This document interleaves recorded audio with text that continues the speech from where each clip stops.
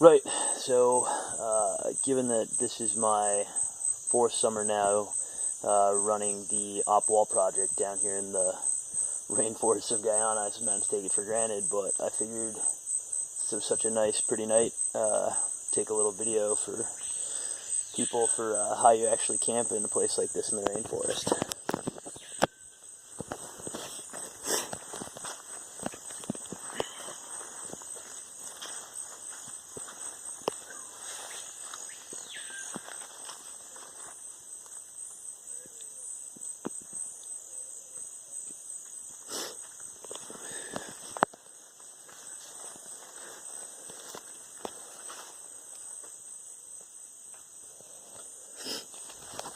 Right, so as you can see, it's a pretty sweet deal.